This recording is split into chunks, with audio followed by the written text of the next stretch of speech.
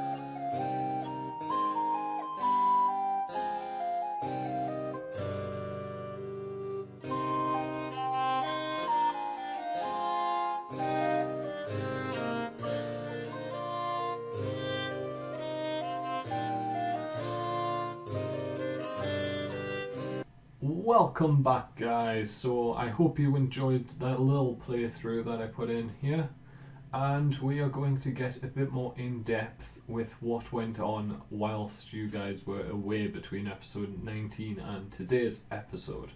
So here's my country. Nothing's changed about it apart from like development, technology, things like that.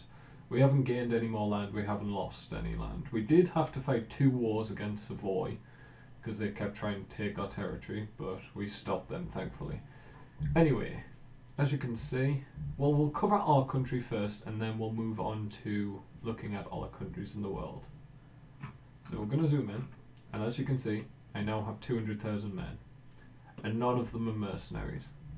We also have 184,000 ducats in the bank. We do make 127 or so a month, so kind of makes sense because I ran out of things to spend money on. You may see that I can build province improvements. All I can build is a fortress in Avignon, and I got rid of all of my forts apart from the one in Rome, because I checked and I can't actually build anything else in Rome to replace it, so I decided to just keep the fortress there. So we have 176 out of 191,000 manpower. We have 16,000 out of 14,000 sailors. I'm not sure exactly how that happened. We have max stability, no corruption. We have 100 prestige, only just though. We have 97 devotion. For the very end of the game, to get as many points as possible, we went to the estates and bribed them and then did the demand administrative, diplomatic and military support. So we lost 3 devotion because of that, and it hasn't had enough time to recover from that. We also have 32 power projection, which is pretty good considering we haven't been to war for like 300 years at this point, or an aggressive war at least. So yeah, that's everything on this screen covered, I think. We will head over to our country screen then. So we'll head to government first. We have country modifiers, we have all these. Our current Pope is Pope Innocentius X. He's a 452. And we only recently got, after we hit a special goal, we got rid of our national focus on admin, which we had the entire game, just to balance it out so we had more points to spend on development. So diplomacy doesn't really matter. That country's very special. We'll get to that soon. Our current rivals are Spain, England and Savoy. We had to get rid of Hungary because they got eaten. And sorry about that, guys. Police car. And we were warned by the HRA. That doesn't really matter because I haven't been going to war. Combating heresy is our current mission. We will get to that soon. Now, as you may be able to see here, yes, we'll get to that soon. Economy wise, so our total income's 189 ducats, but we only spend 62. We could lower that, make even more. Half our army maintenance. Spend a lot on advisors as well. We have no inflation. We have 837 development in 19 provinces. Make a lot from tax, production, trade. And we'll go on to trade now. We hit 100 mercantilism. We're not the only country in the world to hit 100 mercantilism, which is very interesting. I didn't know the AI focused on it, but they seem to, because quite a few countries have hit it. We have embargoes on all our rivals. They've embargoed us apart from Spain. We are the top trading power in 4 different trade nodes: Genoa, Alexandria and Ragusa, where I have ships patrolling there. Venice, I don't have any ships patrolling. We're just the maximum trade power there. As you can see, Venice does not exist anymore. How much of our trade is? 34.4% of our income comes from trade, so roughly a third. Technology, we have every single tech. We are the only country in the world to have every single tech. Just. Ideas, we have all ideas, all our 8 groups of ideas. Missions, we've had this mission for forever. No provinces in Italy are not Catholic. Savoy's part of Italy, the HRE's part of Italy, and they're not my religion. I'll show you the religion tab soon. Stability and expansion, not much going on there really. 106 possible states, we have 5. Religion wise, we are not Defender of the Faith, we could take Defender of the Faith. Reformed Desire hit 200%, and that's when all of the symbols of Reformation went away. We have fully converted our country. We have Mixed Order Infantry, Latin Lancers, Flying Battery, and you can see we have 180 out of 186 ships. We have 360 ship patrol fleets in Alexandria, Genoa and Ragusa. We have the 1 fort in the capital, and that's about it for this. 117.5% discipline is very nice. So we are now going up to the production interface. Actually no, I think we'll show this off by going to different map modes. So let's do religious first. As you can see, we are really the last bastion of Catholicism, us and Spain and the Livonian Order. If we zoom out a bit, you can see we've got some Catholics down here in Portugal. Got Portugal here and France down here. Oh yeah, that's something you may have noticed. France isn't in Europe anymore. They have a colony here, they have South Africa, and they have a little bit of land over here, as well as Tasmania and a tiny bit of Australia. Yeah, France got kicked out like 3 times and came back every time. Brittany at one point, they lost Alencon to France. I'm not sure how, because France wasn't involved in. Well, I know how. One of the countries fighting them said return core to France. It was just funny because France hadn't been in Europe for like 20-30 years at that point. So that's the religious map mode. As you can see, Sunni's pretty strong in the Ottoman lands. Got Confucian over here in the east. Japan is all Shinto. And then Catholic and Protestant in the what would be the Americas, apart from here where it's Confucian and here where it's Norse. So next up we have trade. Do we have any? Yes, we have culture. So if we click on our country, you can see I've converted every single province in my land, all 19 of them, to Umbrian culture, which is our primary culture. So we've got Neapolitan here, everything like that, but we have the probably largest culture group in the game, I would think. Maybe some of these bigger ones, maybe the Muscovite one, because that's spread out massively because of colonizing. And accepted cultures, it's all our main culture, so it doesn't need to be accepted. Trade-wise, doesn't really matter. What's this? Trade goods. Do we really mind trade goods? Let's go to development. Yes, my entire country is dark green. Quite a lot of Europe is dark green, to be fair, but I believe we are the only country in the world, not counting one province miners, such as Cyprus, who have 34 development in their province, to have every single one of our provinces dark green. I'll show you soon exactly how much development we have in everything, in every province. So I think we've just about exhausted all this. We'll have a quick look at supply. So the Mediterranean coast near Rome is very high in supply. Got like 95, 88. It's down here, 90. Very good. So now we are going to check out the ledger.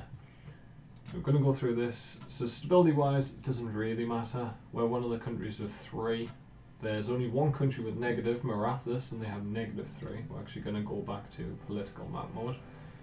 Prestige wise, Marathas also have the worst prestige in the world. Interestingly enough, Muscovy, who doesn't really have much land over here, they do have all of this colony, all these colonies, has -71 prestige. We are the only country in the world with 100, but there's lots who are very close to 100, including the HRA. Income-wise, we have the 6th largest income in the world, behind Ming, Ottomans, England, Scandinavia, and Holy Roman Empire. Inflation, we don't have any. Treasury-wise, we obviously have the most in the world, but the Ottomans and the HRA both have over 1,000, as does Spain and England. Galway are very close, 998 ducats. Development-wise, so this was my main goal, to see how high in the tree of development we could get with only 19 provinces. And we are pretty high up. We are 9th on the list. We're behind the HRA, Ottomans, Ming, Scandinavia, England, Kempruk, Portugal, Jean-Pur, and the Papal State. So Jean-Pur over here are currently being invaded by Moa, and Kempruk over here in the southern part of the Americas, which has one province that's European, I believe. I think that England province is the only province that isn't American on the entire southern continent. So we're doing pretty well. We have 837 development, which is quite a bit more than Moa, quite a bit less than Jean-Pur. Kempruk finished with 999 development. I would have been so angry if that had happened to me. I mean, the HRE has 3,268, which is ridiculous. Max manpower, we have the HRE with almost 600,000. The Ottomans have almost 400. We are down in 6th with 191,000 possible manpower. War exhaustion doesn't really matter. Technologies, we're the only country in the entire world to have 96 technologies. We've got the Hondenasian League, which is this one province minor over here. They have 95, as does the Livonian Order up there. We've got Riga up there, Sardinia, Milan, Galicia, Volnia, English, Dauphisanx, Kempruk, Netherlands, Scandinavia, Scotland, England, Hungary, the Knights, and that's everyone who has 95. Ideas, quite a lot of people do, but have maximum ideas. The HRA doesn't quite, they need one more idea.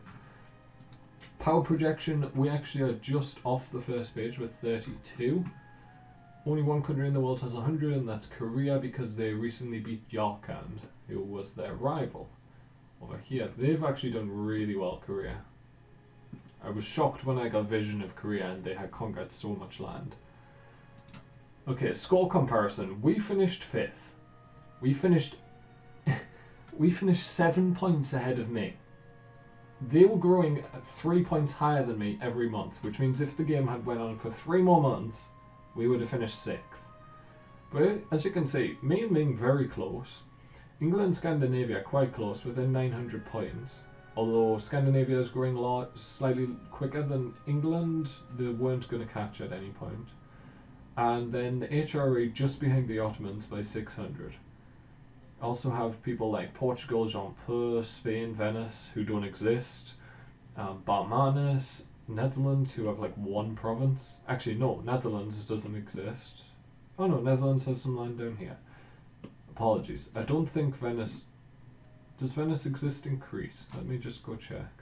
Yes, Venice is one province, it looks like, in the entire game. And they are 10th in the world. Right, so that's score-wise. Score over time doesn't really matter. Tech. Now this is what I wanted to show you about Limaru. They have such terrible tech compared to the rest of the world.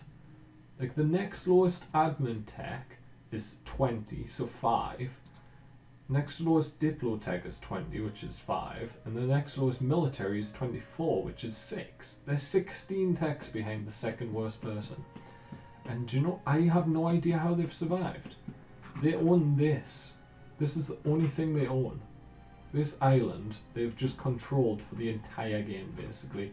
There's no straight crossing over here, which means someone would have to do a naval invasion, but for the life of me, I can't tell why no one has.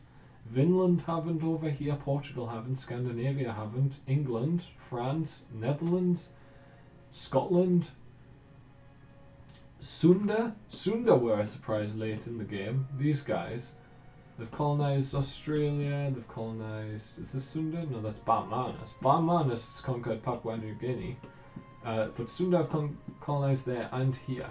So Sunda, a really late game, well, I saw them in the late game. I think they appeared about 1700 into like big power. Yeah, but these guys, I don't know how they've survived on such low tech. Right, next up we have religions. Next up we have religions, and I had to pause again there, guys, sorry. And as you can see, Catholicism outranks Protestantism by 5 provinces. That's amazing that it's only 5 in it. Countries-wise, Catholicism 6 ahead of Sunni Muslims and 7 ahead of Protestants. Only 26 Catholic countries in the world, and that's the most countries of any religion. That's insane. There's not many countries left in the world.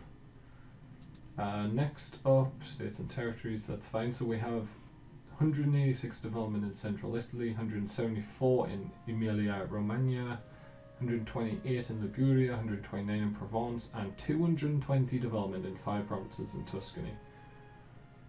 Province overview.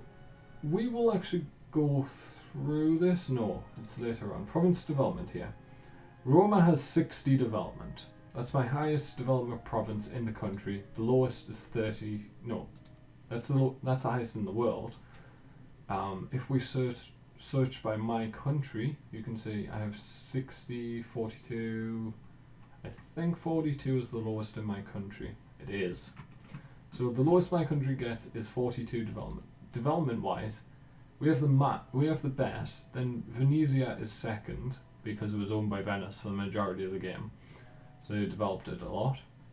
And Pisa, Romagna, Ferrara, Lucca, Avignon, and Siena make up the top 8. So we have 7 of the top 8.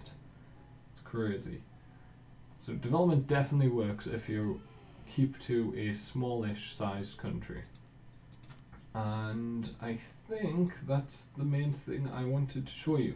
Another thing, my little mod thing where I allow countries to have as many generals as they want, the HRE definitely enjoyed it. Look how many generals they have.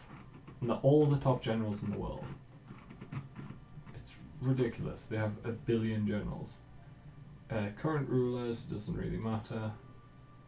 The emperors, as you can see, 1613 was when the HRE was formed. Previous rulers, we had 1 6 admin ruler, no 6 diplo ruler, and no 6 military ruler either. Armies wise, we have the HRE with 802,000. We are down, where are we? We're in 3rd. No, we're not. There we are. We're in 6th place. As you can see, we have 200,000 infantry. Ming somehow have 0 manpower. Not sure how they manage that. Force limit wise, Jean-Peur have 2 force limit higher than us, yet only have 9,000 men. What is going on in some countries? I don't have a clue. Anyway, ship wise, if we search by total, Scandinavia has 513 ships, of which 381 are light ships. 224 of England's ships are lights with 102 transport. The Ottomans have 257 galleys, and then we're in 4th with 180 light ships. As you can see, force limit wise, most people have kept right on their force limit. They're on their force limit, on their force limit. Okay, the Ottomans always break the force limit rule. I don't know how they do it. They do it every single game, and I'm not sure why. We've got Spain here below. We are just below. They're on it. They're on it. Japan has no navy. Neither does Tunis. Tunis, however, how many sailors do they want? Just because they can raid people, they have 1 billion sailors. And they don't have much land, but they have 111,000 sailors. It's ridiculous. I've said ridiculous a lot in this episode, I know. But we'll just quickly flick through these, see if there's anything else I want to show. I think we'll end this with the charts. Now, was this experiment a success? Is it possible to just stick to having not very much territory and expand your development, your building network? Every single one of these provinces has the maximum amount of buildings for its development. Well, one thing you do get is a lot of money, so if you do this method, well, you have to expand to really spend the money. it's not a fun way to play. I'll say that. You don't. You spend most of the game just sat there waiting for events to appear. But I'd say it's a viable way of playing the game. I think they do need to add more things to spend your money on, but with the new expansion Rights of Man, which will be coming to my channel on Wednesday, you can buy other people's debt, and I think there's one other. Oh, you have to spend money to unlock the establishments or whatever they're called that allow you to keep up in terms of tech. So hopefully there'll be less there'll be less excess money in the new expansion, but we'll have to see, guys. So that's going to be the end of this series. If you've enjoyed the series, make sure to smash that like button, and if you're looking forward to the Rights of Man series that I'm going to be starting on Wednesday, make sure to subscribe. If you haven't enjoyed for whatever reason, tell me down in the comments why you didn't. But from me, Corvus, thank you guys so much for watching, and goodbye.